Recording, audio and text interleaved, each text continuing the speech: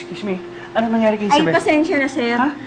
Bawal po, maggalit po si Doc. Isa talaga, girlfriend ko Dito siya na eh. lang po muna kayo sa tabi. Pasensya na po, sorry po. Sir, kayo yung bumibisita kay Isabel, di ba?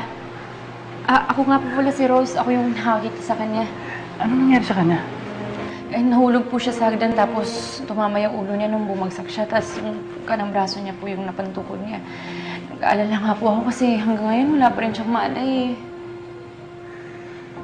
Maraming salamat Tumawag na kayo ng ambulansya. Baka hindi ko makontain ang pagdurugo nito eh, which could lead to hemorrhage. Mukhang may natamaang ugat eh. Wait, what's happening? Ano nangyari kay Isabel? Ha? Hindi naman narinig yung sinabi ng doktor? Tumawag na kayo ng ambulansya. Chester, please, handaan mo na yung kotse. Susunod ako, ha?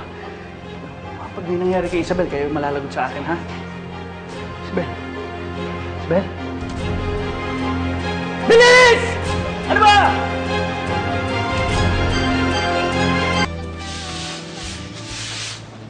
Magandang araw po. Pwede po bang bumisita? Magandang araw din. Ano ba pangalan ng bibisitahin mo? Isabel po, Isabel Salvador. Isabel? Wala siya dito. Dinala sa ospital.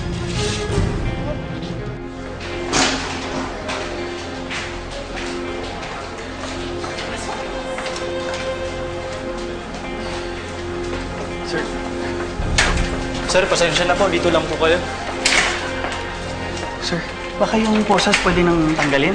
Sir, SOP lang po ito. Preso siya. Kaya kailangan. Tingnan mo, makakataka siya. Kung ako lang masusunod, matagal ko na siyang tinakas, kaya lang ayaw niya umalis.